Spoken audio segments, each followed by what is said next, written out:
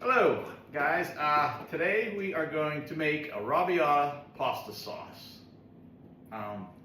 Ricky is going to tell you a little bit about it. It's a really spicy sauce. Most people won't be able to eat this, or you're gonna have to cut down on the chili flakes, the hot peppers.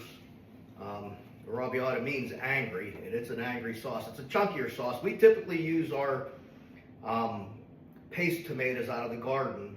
What we do is we roast them ourselves, freeze them. But today we're going to use some fire roasted tomatoes from the store. Got 2 cans of them we're going to use. We're going to go over the stove and show you how to make this. If you try it, you're going to like it. It's really good, but it's very spicy. So pay attention to what we're doing here. You're going to have to cut it back some, I'm sure. Okay, we got the skillet good warm already. We're going to add a good amount of olive oil to it. First thing we're going to do is we're going to throw in 2 teaspoons of red pepper seeds, and we're going to toast these for a little bit. He's going to toast that around. That oil's already hot. That cast iron kettle was really warm going into it. So we're going to toast this for a minute or 2 and keep going. Okay, we got the red pepper seeds toasted there. Toasted about a minute, minute and a half. We're going to throw in 4. These are hot peppers from the store. 4 chopped hot peppers. We're going to cook them for a minute or 2. Then we're going to throw some onions and garlic in there. We'll be back with that. Okay, we cooked those 4 hot peppers down for about a minute or 2, just to get them a little bit wilted. We're going to add, this is 1 cup of diced onion. We're going to throw that in there, get that all in there. Cook that down for a minute or 2. Actually, we're going to throw in, at the same time, 4 cloves of chopped garlic.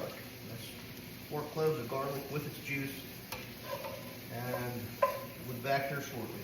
Okay, so along with the peppers and onions and garlic and red pepper seeds, we're going to add, because I like to fry my tomato paste. A lot of people don't do this. I like to add my tomato paste while the stuff is fried. We're going to put about 2 tablespoons of tomato paste in there. We're going to fry that in with the veggies just for a few minutes. It'll darken up a little bit. And we'll go to the next shortly. Okay, so we got that fried up nice and thick in there. Tomato paste changed colors, got a little darker. So we're going to add in our 2 cans of fire roasted diced tomatoes. Now, these are drained. I drained these. I reserved all the liquid. I got quite a bit of liquid over there we're going to make something with. Not quite sure yet. So there's 2 cans of fire roasted diced tomatoes. We have 1 of these cups of wine. One I'm drinking out of. Okay. We got 3/8 of a cup of wine. Not a quarter, not a half, but 3/8. Don't ask me why, but it's 3/8. It's going in there. And this will make your house smell amazing. This stuff smells so good. We have 1 tablespoon of sugar, which sometimes you can get away with not using the sugar. If you're going to use your own roasted tomatoes out of the garden, the paste tomatoes, they're pretty sweet. You can probably get away without the sugar. We have 1 teaspoon of Italian seasoning.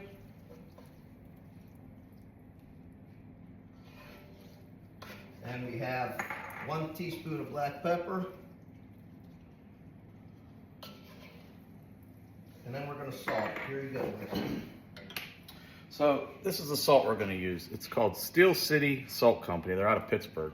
I was looking for something for doing some Christmas shopping, and I went to Steve's Greenhouse the other day, and they have spices in there. So I bought this one, and we're going to try this. We tasted it. It is delicious. But they have different kinds of seasonings in there in their gift shop. So if you guys go check them out, I mean, it's pretty good stuff. There's different kinds. You can look them up on the web, and they have different bunches, different salts. This is called Steel Town Garlic and Herb. That's what we're going to use for our salt. Garlic and herb. We're going to add that right to this sauce. And if you notice, you probably can't see it from where you're at, but this isn't really a sauce. It's just a chunky type of something that, you know, goes really good with pasta. It's just, we make it about once a month here at the house. We love it. We'll show you what this looks like. We already got our water boiling for the pasta. We'll put it together here and show you what it looks like. Okay, people, we're ready to go. So the last thing we want to do to this, if you notice, we didn't put any basil or anything in here. What you want to put in Arrabiata is a nice handful of parsley. So the parsley is going to go in, it's going to get stirred in, and it's going to get shut off. We don't want to cook that parsley in, we're just going to get it shut off. Our water's already boiling for our pasta, so this is still going to be extremely hot. So we're going to get the salt, and we're using rotini today.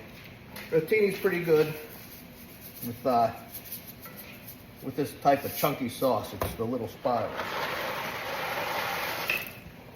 We'll be back here in a second. All right, so the pasta's done.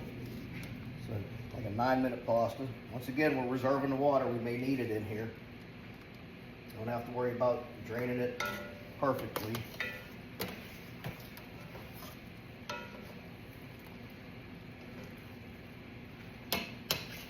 This is exactly what it should look like. It's a chunky, and what's nice about these rotini is, you know, the spirals will actually hold some of them chunks in it. So, we're gonna plate this up, show you what it looks like when it's done. I think you're gonna be impressed if you try this at home.